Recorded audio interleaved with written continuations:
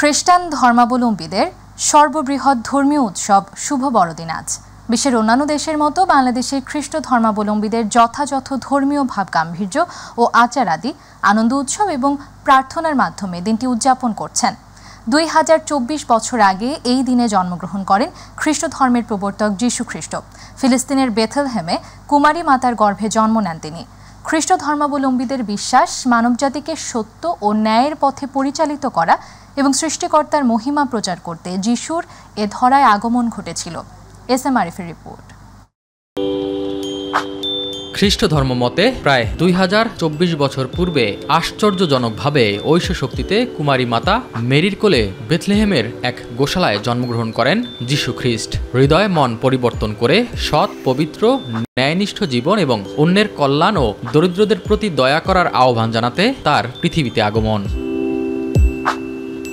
মানবজাতির প্রতীক্ষিত মুক্তিদাতা যিশু 30 বছর বয়সে প্রকাশ্যে প্রচার কার্য শুরু করেন। পাপ, অসত্য, অন্যায় থেকে মন ফিরিয়ে সত্য, সুন্দর ও ভালো কাজে মনোনিবেশ করার আহ্বান জানান তিনি। তার অমীয় বাণী, পাপীকে নয় পাপকে ঘৃণা করো। তিনি মানুষকে ভালোবাসতে বলেছেন, পাপীকে ক্ষমা করতে বলেছেন। তিনি বলেছেন পাপকে ঘৃণা করো, পাপীকে নয়। এই ধর্মগুরু জানান অন্যকে সেবা করার মধ্যেই মুক্তি ও পরিত্রাণ লাভের কথা বলেছেন যীশু খ্রিস্ট। তার কাছে ধর্মের ঊর্ধ্বে মানুষের স্থান। ক্ষুধার্তকে অন্ন দান করে, তৃষ্ণার্তকে জল দান করে, বস্ত্রহীনকে বস্ত্র দান করে, তারাই আসলে স্বর্গরাজ্য লাভ করবে। আমরা যখন দীনদরিদ্র মানুষদের সেবা করি তখন সেই সেবা তিনি গ্রহণ করেন। খ্রিস্ট ধর্ম সমস্ত মানবজাতির মধ্যে একটা সেতুবন্ধন স্থাপনের কথা বলে। যিশুর জন্মদিন বড়দিনে সেই ভ্রাতৃত্ব আরও বেশি করে প্রকাশ পায় বলে মনে করেন তিনি। আমাদের মধ্যে যাতে একতা, ভ্রাতৃত্ব, সম্প্রীতি স্থাপিত হয় সেজন্য তিনি আমাদেরকে বলেছেন আমরা যাতে সবার সাথে সবাইকে ভালোবাসি, সবাইকে ক্ষমা করি, একত্রে বসবাস করি। এই উৎসবের মধ্য দিয়ে আমাদের বন্ধন, ভ্রাতৃত্বের বন্ধন আরো দৃঢ়, আরো গভীর হবে। যিশুর আগমনে সকল অন্যায় মুছে গিয়ে মানুষের জীবন ভরে উঠুক নির্মল আনন্দ, অনাবিল সুখ ও শান্তিতে, এমনটাই প্রত্যাশা এই ধর্মগুরুর। আজকের এই বড়দিনের দিনে আমি সবাইকে অনেক অনেক শুভেচ্ছা জানাচ্ছি। শুভ বড়দিন, ম্যারি ক্রিসমাস। এসএম আরিফ, মাই টিভি, ঢাকা। দর্শক, এই মুহূর্তে তেজগাঁও গির্জায় আছেন সহকর্মী নুসরাত শারমিন। সরাসরি যুক্ত হচ্ছি তার সাথে। নুসরাত, শুভ বড়দিন উপলক্ষে কেমন উৎসবে মেতেছেন দেশের খ্রিস্টান সম্প্রদায়?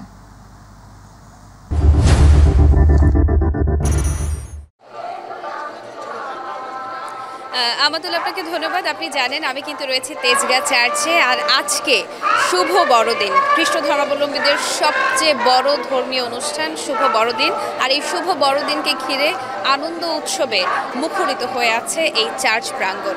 আমরা দেখেছি সকাল থেকে আমরা কয়েকটি চার্চে আসলে ঘুরে বেরিয়েছি এবং সেখানে আমরা খ্রিস্ট ধর্মাবলম্বী যারা আছেন তাদের সঙ্গে কথা বলেছি। তারা আসলে সেই খ্রিস্টপূর্ব আসলে 2024 বছর আগে বেথলেহেমে যীশু খ্রিস্টের জন্মের দিনটিকে উপলক্ষ করে আজকে আসলে বড়দিন পালন করে থাকেন।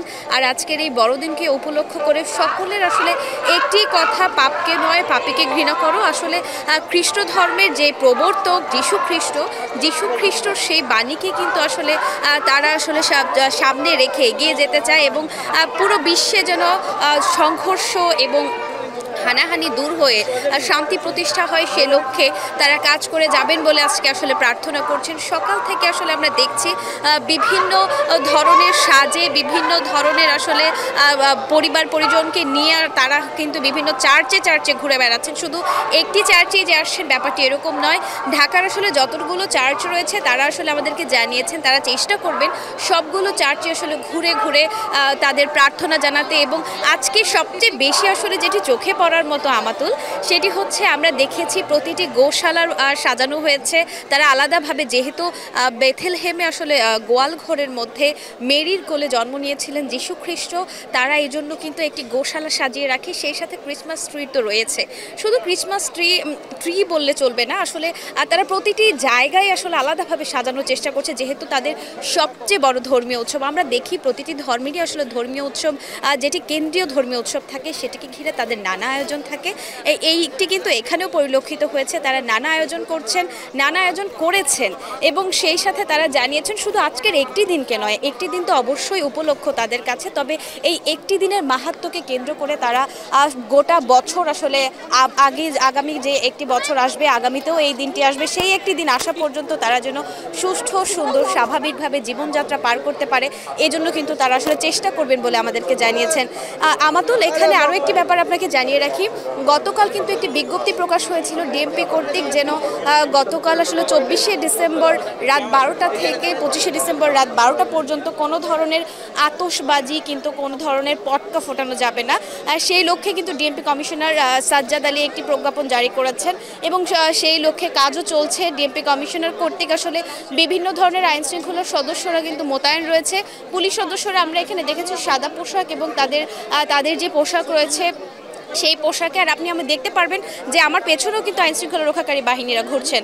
শুধু আসলে পুলিশ বাহিনী নয়, আমরা দেখেছি বিভিন্ন সংস্থার লোকজন আসলে এখানে তদারকি করছেন এবং তারা আমাদেরকে বলেছেন যে তারা সর্বাত্মক চেষ্টা করবেন যেন কোনো ধরনের আইনশৃঙ্খলা বিঘ্নিত না হয়। আমরা দেখেছি সকাল থেকে র্যাব, সশস্ত্র বাহিনী এবং পুলিশ সদস্যরা ঘুরে বেড়াচ্ছেন এবং তারা আমাদেরকে জানিয়েছেন যে যতক্ষণ পর্যন্ত না আসলে অনুষ্ঠানটি সুষ্ঠু স্বাভাবিকভাবে সম্পন্ন হয় তারা কিন্তু কাজ করে যাবেন।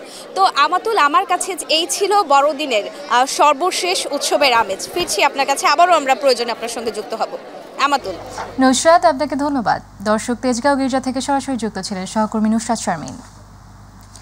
দুর্গন্ধ আর দূষণে নাকাল বরগুনা শহরের সোনাখালীবাসী। রাস্তার পাশে পৌরসভার ময়লা আবর্জনা রাখার কারণে সৃষ্টি হয়েছে এমন পরিস্থিতি। এর ফলে একদিকে দূষিত হচ্ছে পরিবেশ, অন্যদিকে নানা রোগে আক্রান্ত হচ্ছেন এলাকাবাসী। প্রতিনিধি শফিকুল ইসলাম স্বপনের তথ্যচিত্রে আরও জানাচ্ছেন শামস তাবরিজ উচ্ছ্বাস। 2 দশকেরও বেশি সময় ধরে বরগুনা শহরে ঘনবসতিপূর্ণ সোনাখালী এলাকায় এভাবেই ফেলা হচ্ছে পৌরসভার বর্জ্য।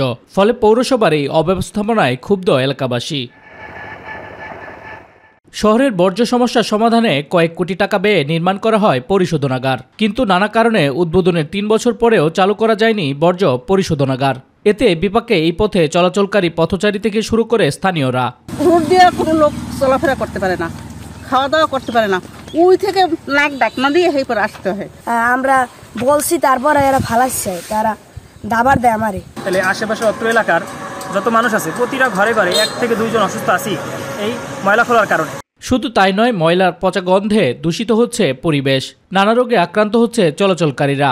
প্রতিবাদ করেও কোনো প্রতিকার মিলছে না অভিযোগ তাদের। দুর্গন্ধে মানুষ এই দুনিয়া ছড়াই যায়, পরে মানুষের বিভিন্ন ধরনের রোগ দেখা দেয়। আমার দাবি এখানে যেন কোনো রকম ময়লা ফেলাইতে না পারে, আমরা যেন একটু শান্তিতে আসতে চলতে পারি।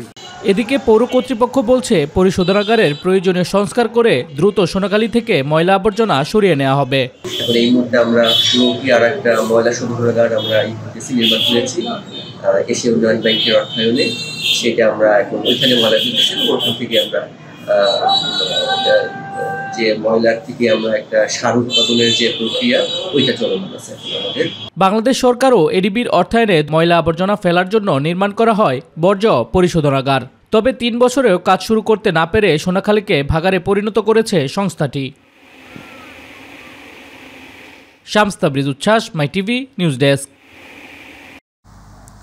চাঁদপুরে মেঘনা নদীতে জাহাজ থেকে 7 জনের হত্যার ঘটনায় মামলা হয়েছে।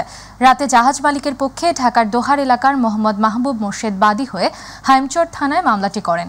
মামলায় খুন ও ডাকাতির অভিযোগ এনে 8 থেকে 10 জনকে অজ্ঞাত আসামি করা হয়। হাইমচর থানা পুলিশের ভারপ্রাপ্ত কর্মকর্তা মহিউদ্দিন সুমন জানান, এ বিষয়ে আইনগত ব্যবস্থা প্রক্রিয়াধীন। চাঁদপুরের হরিণা ফেরিঘাটের পশ্চিমে মেঘনা নদীর পাড়ে মাঝিরচর এলাকায় থেমে থাকা একটি জাহাজ থেকে সোমবার বিকেল 3টার দিকে 5 জনের মরদেহ এবং 3 জনকে গুরুতর আহত অবস্থায় উদ্ধার করা হয়। পরে হাসপাতালে 2 জন মারা যান। রংপুরের পীরগঞ্জে গ্রামীণ অবকাঠামো উন্নয়নের বরাদ্দকৃত অর্থ কাজ না করেই পকেটস্থ করার অভিযোগ উঠেছে বড় আলমপুর ইউপি চেয়ারম্যানের বিরুদ্ধে। দ্রুত সময়ের মধ্যে ইউপি চেয়ারম্যান অপসারণ সহ প্রয়োজনীয় ব্যবস্থা গ্রহণের দাবি জানিয়েছেন স্থানীয়রা। অভিযোগের বিষয়ে তদন্ত চলছে, অপরাধ প্রমাণ হলে ব্যবস্থা নেওয়া হবে বলে জানিয়েছে প্রশাসন। রংপুর থেকে মাহমুদুল হাসানের তথ্যচিত্রে ইলিয়াস কমলের রিপোর্ট। কাজীর গরু কেতাবে আছে গোয়ালে নেই, এমন বাস্তব দৃশ্য দেখা মিলছে রংপুরের পীরগঞ্জের 7 নং বড় আলমপুর ইউনিয়ন পরিষদে। ইউনিয়নের ফকিরা ফতেপুর কমিউনিটি ক্লিনিক সংস্কারের কথা বলে কোনো কাজ না করে এর জন্য বরাদ্দ টাকা আত্মসাৎ করেছেন ইউপি চেয়ারম্যান সেলিম। ইউনিয়নের বড় আলমপুর মুক্তাবাড়ি থেকে ফুটানির বাজার পাকার মাথা পর্যন্ত কাঁচা রাস্তা সংস্কারের প্রকল্প থেকেও বরাদ্দের টাকা তুলে নিয়েছেন কাজ সম্পূর্ণ না করেই। এমন অনিয়ম দুর্নীতিবাদ চেয়ারম্যানের অপসারণ সহ প্রয়োজনীয় ব্যবস্থা গ্রহণের দাবি জানিয়েছে স্থানীয় জনসাধারণ। এর মধ্যে একাধিক সড়ক সংস্কারের বরাদ্দ তুলে নিয়ে গেলেও কাজ না করায় ভোগান্তিতে স্থানীয়রা। না, কোনো তো বরাদ্দর কাজ হয়নি, আমরা তো জানি না। উনি বলছে যে কাজ হবে এবং এখনো ঝুলন্ত অবস্থা। আমাদের এই চেয়ারম্যান তো আমার অবস্থা খুব খারাপ করছে, কিন্তু এই চেয়ারম্যানের আমাদের দরকার নাই। এখন আমি হয় নাকি রাস্তা সাইড থেকে গাড়ি চলেই না, গাড়িটা মনে করেন আমাদের গাড়িটা উল্টেও গেছে। এই 1 বছরের মধ্যে গত জানুয়ারি থেকে ডিসেম্বরের মধ্যে মাঠে কোনো মাটি ভরাটের কাজ হয়নি। এই কাজগুলো তো তার তো ইউনিয়ন পরিষদের লোকের বুঝে দেওয়ার দরকার। তা না করে এই যে মনে করেন যে স্বৈরাচারী কাজ শুরু করে দিয়েছে, স্বৈরাচারী চেয়ারম্যান তো থাকা যাবে না। কাজ না করলে অন্তত টাকা মারি খেলে তার উপযুক্ত শাস্তি হোক।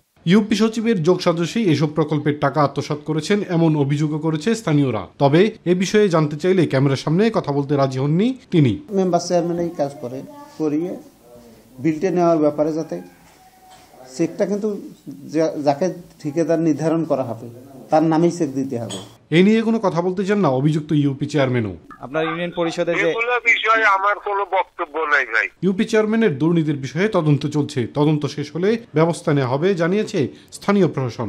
তার বিরুদ্ধে আনিত অভিযোগ প্রমাণের জন্য তদন্ত কমিটি যে ধরনের সিদ্ধান্ত গ্রহণ করবে আমরা সে অনুযায়ী পরবর্তীতে আইনানুগ ব্যবস্থা নেব। ইউপি চেয়ারম্যান সেলিমের বিরুদ্ধে একাধিক অভিযোগের তদন্ত চলায় তাকে সাময়িক বরখাস্ত রাখা হয়েছে। তদন্ত শেষেই ব্যবস্থা নেওয়া হবে বলে জানান জেলা প্রশাসক। এই মুহূর্তে তার কোনো কাজ করার এখতিয়ার নাই, যেহেতু সে সাসপেন্ডেড, এবং তার বিরুদ্ধে তদন্ত কার্যক্রম চালানোর পরে যে ফাইন্ডিংসগুলো আসবে সেটার পরিপ্রেক্ষিতে আমরা পরবর্তী ব্যবস্থা গ্রহণ করব। দ্রুত সময়ে ইউপি চেয়ারম্যানের এসব অনিয়ম দুর্নীতি খতিয়ে দেখে ব্যবস্থা নেবে সরকার, এমনটাই প্রত্যাশা সকলের। ইলিয়াস কমল, মাই টিভি। জামাই আসবে শ্বশুর বাড়ি বউকে নিয়ে। স্থানীয় মেয়েরা যাদের দূরে বিয়ে হয়েছে তারা যখন স্বামীকে নিয়ে বাবার বাড়ি আসবেন তখন পরিবারের সবাইকে নিয়ে ঘুরতে আসবেন মেলায়। পারিবারিক এমন রীতি রেওয়াজ মেনে বধূ তার স্বামীকে নিয়ে মেলায় আসবেন বলেই মেলার নামকরণ হয়েছে বউজামাই মেলা।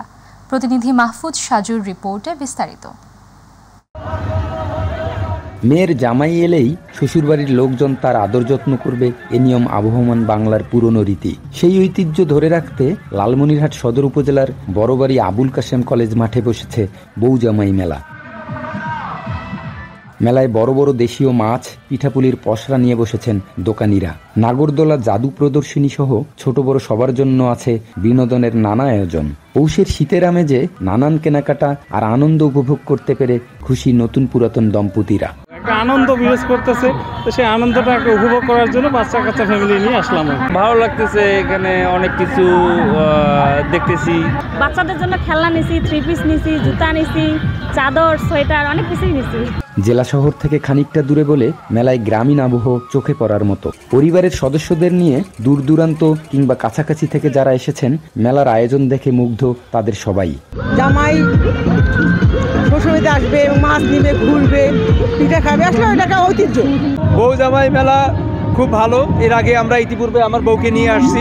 সাংসারিক অনেক জিনিসপত্র পছন্দ হলেই নিব। আসলে এইরকম মেলা সচরাচর কমই হয়। আমি এইরকম মেলায় আসতে পেরে আসলে আজকে আমার খুবই ভালো লাগতেছে। আয়োজকরা বলছেন নিজস্ব ঐতিহ্য ফিরিয়ে আনা আর বর্তমান প্রজন্মকে বাঙালি সংস্কৃতিতে অভ্যস্ত করতেই এই মেলার আয়োজন। বউজামাই মেলার নামকরণের তাৎপর্য হলো যে আমাদের এই অঞ্চলের মেয়েরা, এই অঞ্চলের বোনেরা যাদের বিয়ে হয়েছে এলাকার বাইরে, হারিয়ে যাওয়া যে কৃষ্টি কালচার, গ্রামীণ ঐতিহ্য, সেটাকে ফিরে নিয়ে আসার আমাদের এই প্রচেষ্টা।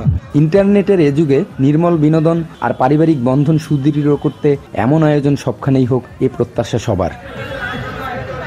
মাহফুজ সাজু, মাই টিভি, লালমনিরহাট।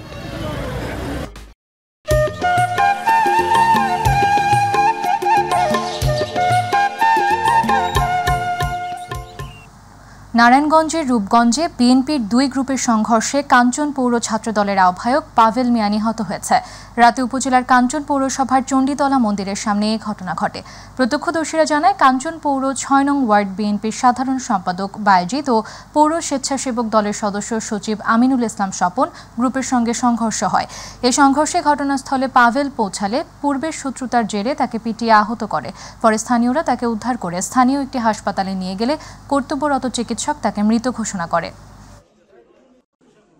ভালো কাজের সন্ধানে ভারতে গিয়ে আটক হওয়ার পর দেশে ফিরেছেন 26 বাংলাদেশি কিশোর কিশোরী। মঙ্গলবার বিশেষ ট্রাভেল পারমিটের মাধ্যমে বেনাপোল চেকপোস্ট দিয়ে দেশে ফিরেছেন তারা। ভারতের Petrapole immigration police Benapole immigration পুলিশের কাছে তাদের হস্তান্তর করেন। বেনাপোল চেকপোস্ট ইমিগ্রেশন পুলিশের ওসি বলেন, ফেরত আসা কিশোর কিশোরীরা কাজের সন্ধানে ভারতের বিভিন্ন এলাকায় যায়। সেখানে কাজ করার সময় সে দেশের পুলিশের কাছে তারা আটক হয়।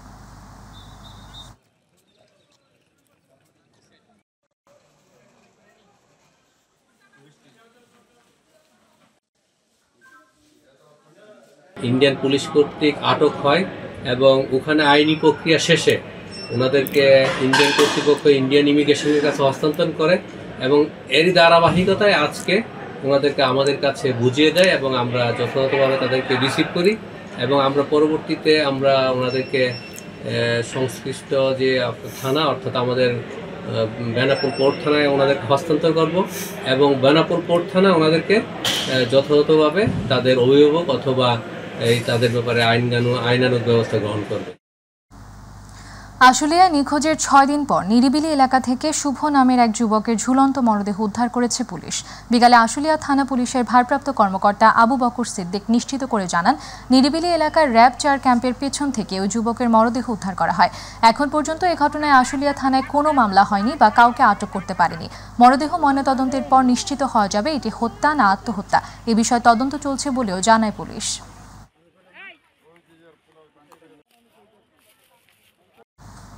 চাঁপাইনবাবগঞ্জে নিবিড় মানবিক উন্নয়ন সংস্থা নামের একটি ভুয়া এনজিও মালিকের বিরুদ্ধে গ্রাহকের প্রায় 14 কোটি টাকা নিয়ে উধাওয়ের পর আটকের ঘটনায় গভীর রাত পর্যন্ত টাকা ফেরতের দাবিতে থানায় অবস্থান নিয়েছেন গ্রাহকরা।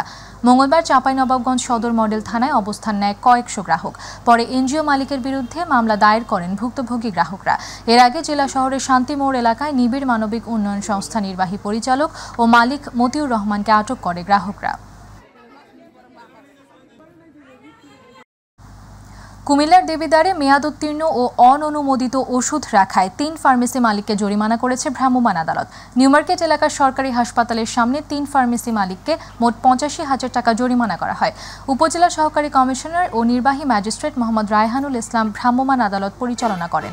ভ্রাম্যমাণ আদালত সূত্রে জানা গেছে, সরকারি হাসপাতালের সামনে শালঘর ফার্মেসিতে অননুমোদিত ওষুধ রাখায় ফার্মেসির মালিক আতিকুর রহমানকে 50,000 টাকা, গোমতী ফার্মেসিতে মেয়াদোত্তীর্ণ ওষুধ রাখায় মালিক মোহাম্মদ রফিকুল ইসলামকে 30,000 টাকা ও সেবা ফার্মেসিতে ওষুধ ফ্রিজিং না মালিক কাজী আব্দুল মবিনকে 5,000 টাকা জরিমানা করা হয়। ধর্মীয় ভাব গাম্ভীর্যের মধ্য দিয়ে টাঙ্গাইলের মধুপুরের বনাঞ্চল অধ্যুষিত আদিবাসী সম্প্রদায়ের ধর্মীয় উৎসব বড়দিন পালিত হচ্ছে। সকালে ঈশ্বর যীশু খ্রিস্টের জন্মদিন উপলক্ষে এই অঞ্চলের গারো আদিবাসী সম্প্রদায়ের খ্রিস্ট ধর্মাবলম্বীদের প্রধান ধর্মীয় উৎসব বড়দিন নানা আয়োজনে পালিত হয়। তারা প্রভু যীশুকে তুষ্ট করার লক্ষ্যে স্ব গির্জার প্রার্থনা ও আরাধনার মধ্য দিয়ে উৎসব মুখর পরিবেশে দিনটি পালন করেন। সকাল থেকে 2.5 ঘন্টা চলে বাইবেল পাঠ, উপাসনা ও বিশেষ প্রার্থনা।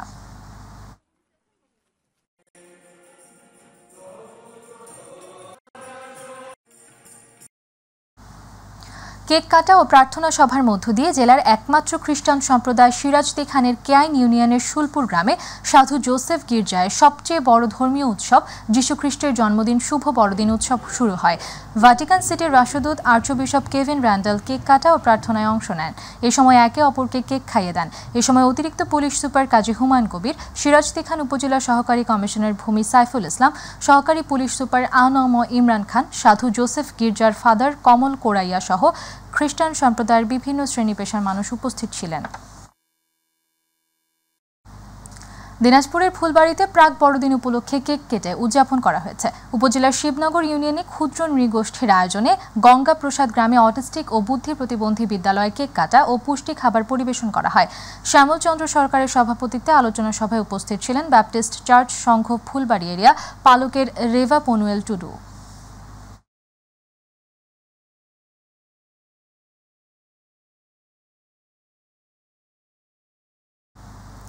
টাঙ্গাইল দেলদুয়ার উপজেলায় মাসিক আইন শৃঙ্খলা কমিটির সভা অনুষ্ঠিত হয়েছে। উপজেলা পরিষদ হলরুমে এই সভার আয়োজন করা হয়। উপজেলা নির্বাহী কর্মকর্তা সাব্বির আহমেদের সভাপতিত্বে উপজেলা বিএনপির সভাপতি আব্দুল আজিজ খান, সাধারণ সম্পাদক এস এম ফেরদৌস আহমেদ, উপজেলা জামায়াতের আমির আল মোমিন, সাধারণ সম্পাদক আব্দুর রহমান সহ ইউপি চেয়ারম্যান সহ উপজেলা প্রশাসনের বিভিন্ন কর্মকর্তা কর্মচারী উপস্থিত ছিলেন।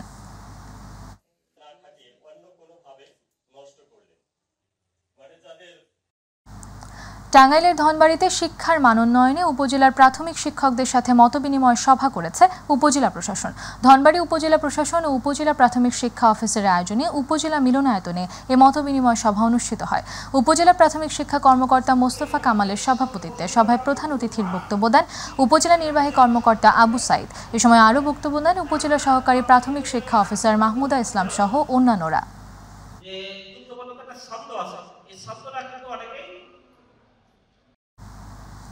ক্ষমতা দিয়ে সম্পর্ক স্থায়ী হয় না, একে অপরের প্রতি ভালোবাসার মাধ্যমে সম্পর্কে স্থায়িত্ব ঘটে বলে মন্তব্য করেছেন বিএনপির স্থায়ী কমিটির সদস্য ডাক্তার AZM জাহিদ হোসেন। শুভ বড়দিন উপলক্ষে দিনাজপুরের বিরামপুর উপজেলার পৃথকভাবে আয়োজিত অনুষ্ঠানে খ্রিস্টান ধর্মাবলম্বী 250টি পরিবারকে আর্থিক অনুদান প্রদান অনুষ্ঠানে তিনি এইসব কথা বলেন। এই সময় বিএনপির বিরামপুর উপজেলা সভাপতি শফিকুল আলম মামুন, সাধারণ সম্পাদক মঞ্জুর এলাহি চৌধুরী, ঘোড়াঘাট উপজেলা বিএনপির সভাপতি শামীম হোসেন চৌধুরী সহ অনেকে উপস্থিত ছিলেন। কুড়িগ্রামে জেলা বিএনপির আহ্বায়ক কমিটি অনুমোদন দেয় দলের চেয়ারপারসন সহ কেন্দ্রীয় নেতৃবৃন্দকে অভিনন্দন জানিয়ে আন্দোলন মিছিল করেছে জেলা বিএনপি। মঙ্গলবার জেলা বিএনপির আয়োজনে জেলা শহরের ঘোষপাড়া থেকে মিছিলটি বের হয়ে শহরের প্রধান প্রধান সড়ক প্রদক্ষিণ করে। পরে কুড়িগ্রাম কলেজ মোড়স্থ এক সমাবেশে আহ্বায়ক কমিটির সদস্যদের ফুলেল শুভেচ্ছা জানান বিএনপির অঙ্গ সংগঠনের নেতাকর্মীরা। কুড়িগ্রাম জেলা বিএনপির নতুন কমিটি গঠনের লক্ষ্যে মোস্তাফিজুর রহমানকে আহ্বায়ক করে 5 সদস্য বিশিষ্ট কমিটির অনুমোদন দেওয়া হয়।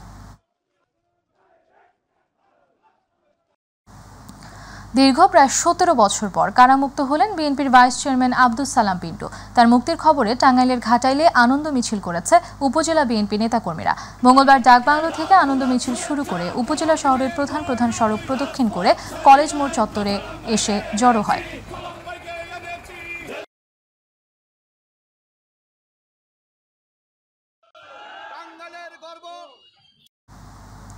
গাজীপুরের কাবাসিয়া কৃষক দলের কৃষক সমাবেশ অনুষ্ঠিত হয়েছে। উপজেলার বারিশাব ইউনিয়নের কৃষক দলের উদ্যোগে গাজীপুর জেলা সিনিয়র যুগ্ম আহ্বায়ক মাহবুবুর রহমানের সভাপতিত্বে জেলার কৃষক দলের সদস্য সচিব ফকির ইস্কান্দার আলম জানুর সঞ্চালনায় সমাবেশে প্রধান অতিথি হিসেবে বক্তব্য রাখেন সহ আন্তর্জাতিক বিষয়ক সম্পাদক মাসুদ রানা।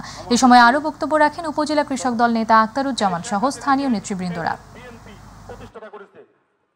মহানগর দক্ষিণের সিনিয়র যুগ্ম আহ্বায়ক কুষ্টিয়ার ভেড়ামারা পৌর জামাতের উদ্যোগে বৈষম্যহীন ও দুর্নীতিমুক্ত সমাজ প্রতিষ্ঠার লক্ষ্যে সমাবেশ অনুষ্ঠিত হয়েছে।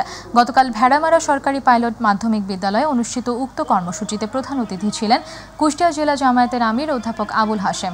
ভেড়ামারা পৌর জামায়াতের আমির হাবিবুর রহমানের সভাপতিত্বে জেলা নায়েবে আমির আব্দুল গফুর, জেলা প্রশিক্ষণ সেক্রেটারি নুরুল আমিন জসিম সহ বাংলাদেশ জামায়াত ইসলামের বিভিন্ন পর্যায়ের নেতৃবৃন্দরা বক্তব্য রাখেন।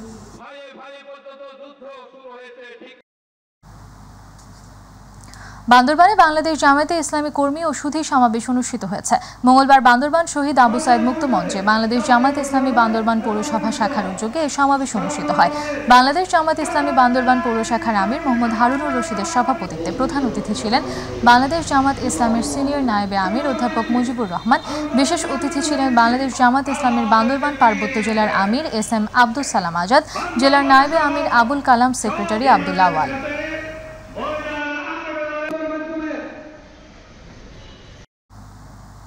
যশোরে আমিরে জামায়াতের আগমন উপলক্ষে যশোর সদর ও অভয়নগর উপজেলায় মোটরসাইকেল শোভাযাত্রা আনন্দ মিছিল করেছেন জামায়াত ইসলামের নেতাকর্মীরা।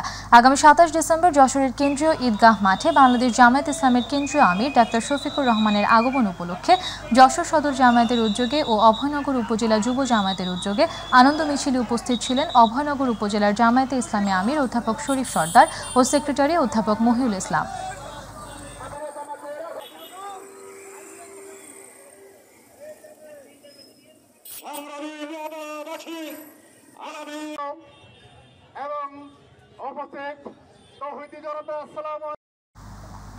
ফ্যাসিবাদী ব্যবস্থার বিলোপ ও নতুন রাজনৈতিক বন্দোবস্ত বাস্তবায়নের লক্ষ্যে অভ্যুত্থানের শক্তি নাগরিক, আহত ও নিহত শহীদ পরিবারের সাথে তরুণ নাগরিকদের সমন্বয়ে গঠিত জাতীয় নাগরিক কমিটির মতবিনিময় সভা অনুষ্ঠিত হয়েছে। রংপুরের পীরগাছায় জাতীয় নাগরিক কমিটির মতবিনিময় সভায় প্রধান অতিথির বক্তব্যে সদস্য সচিব আখতার হোসেন বক্তব্য রাখেন। এই সময় পীরগাছার উপজেলার শহীদ মঞ্জুরুল মামুন, সাইফুল ইসলামের পরিবার সহ জাতীয় নাগরিক কমিটির সদস্য, ছাত্র জনতা উপস্থিত ছিলেন।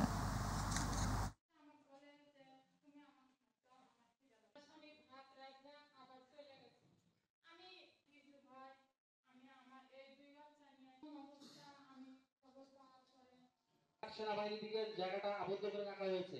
রাতের মতো ইন্টারনেট বন্ধ।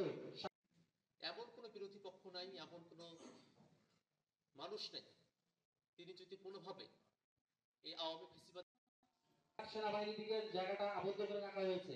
রাতের মতো ইন্টারনেট বন্ধ। নওগাঁয় প্রত্যাগত অভিবাসী কর্মীদের নিয়ে সেমিনার অনুষ্ঠিত হয়েছে। নওগাঁ জেলা প্রশাসকের সম্মেলন কক্ষে এ সেমিনার অনুষ্ঠিত হয়। সেমিনারে অতিরিক্ত জেলা প্রশাসক AH ইরফান উদ্দিন আহমেদ সভাপতিত্বে প্রধান অতিথি ছিলেন প্রবাসী কল্যাণ ও বৈদেশিক কর্মসংস্থান মন্ত্রণালয়ের যুগ্ম সচিব ডক্টর ATM মাহবুবুল করিম।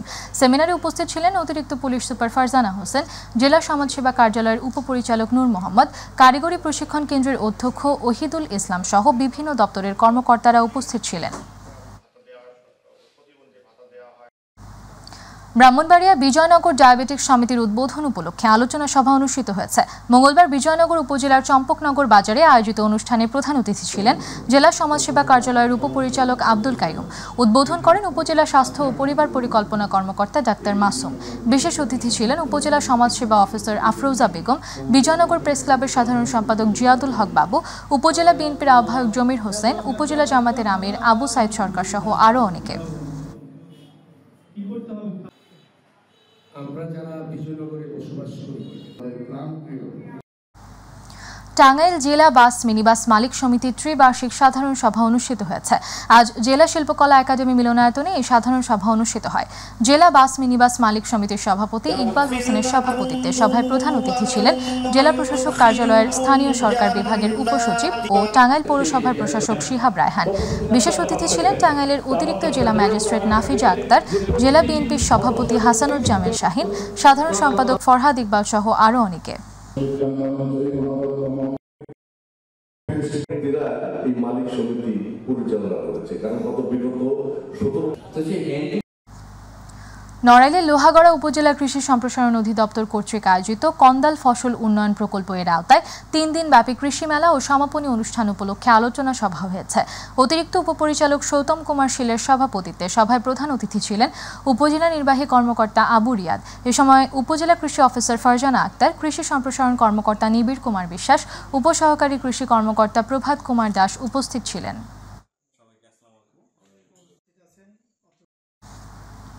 মাদারীপুরের ডাসার উপজেলায় কৃষ্ণ ভক্তদের আয়োজনে অখণ্ড কীর্তন মহোৎসব অনুষ্ঠিত হয়েছে। এতে প্রধান অতিথি ছিলেন বিএনপি জাতীয় নির্বাহী কমিটির সহ গণশিক্ষা বিষয়ক সম্পাদক আনিসুর রহমান তালুকদার খোকন। এ সময় উপজেলা বিএনপির সাবেক সদস্য সচিব মিজানুর রহমান মিজান, উপজেলা শ্রমিক দলের সাবেক সভাপতি মোশাররফ হোসেন সহ অন্যান্যরা উপস্থিত ছিলেন।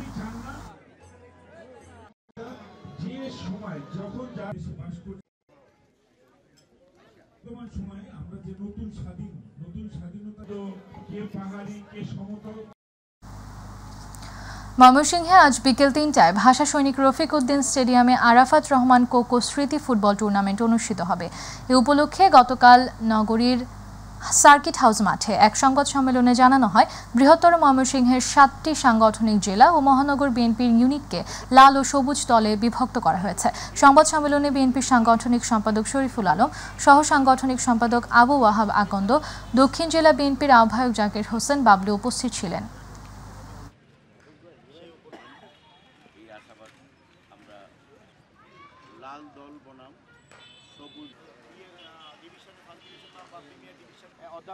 শফিকুল ইসলাম আহ্বায়ক ময়মনসিংহ মহানগর বিএনপি।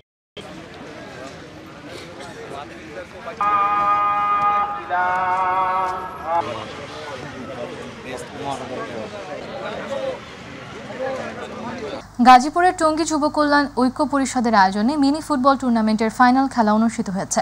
গতকাল পাগার সোসাইটি মাঠে রয়্যাল হায়দারের সভাপতিত্বে খেলার প্রধান অতিথি ছিলেন মহানগর বিএনপির সভাপতি শওকত হোসেন সরকার। বিশেষ অতিথি ছিলেন মহানগর বিএনপির সাবেক যুগ্ম আহ্বায়ক রাশিদুল ইসলাম কিরণ, টঙ্গী পূর্ব থানা যুব দলের সদস্য সচিব নাজমুল হোসেন মণ্ডল সহ বিএনপি ও সহযোগী সংগঠনের নেতৃবৃন্দ। পরে বিজয়ী দলের হাতে মোটরসাইকেল তুলে দেন নেতৃবৃন্দ।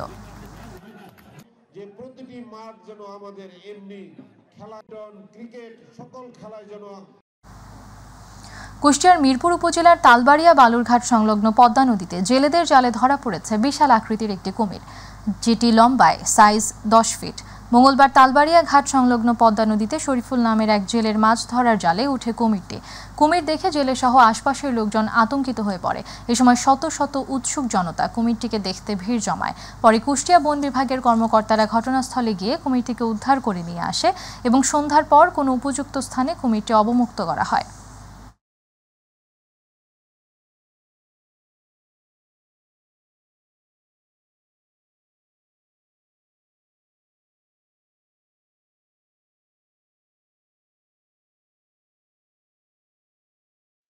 আমি যখন জানতে পারলাম যে পদ্মা নদী থেকে এরকম কুমির পাওয়া গেছে, জেলেরা যখন মাছ ধরতে যায় তখন জালে আটকা পড়ছে কুমির, এবং সেটা বন বিভাগে জানানো হয়। তারপরে যখন ধরতে আসে মানে কর্মীদের জানানো হয়, তারপর কর্মীরা যে সেটাকে ধরে। মিরপুর থানার তালবাড়িয়ায় পুরাতন বালির ঘাটে একটা কুমির ধরা পড়ছে, আর তুমি লোকজন নিয়ে পিক আপ নিয়ে যাই, ওটা উদ্ধার করার ব্যবস্থা করো। বন বিভাগের সাথে করে নিয়ে আমরা কুমিরটিকে পদ্মা নদীর থেকে জালে বাঁধা অবস্থায় উদ্ধার করি।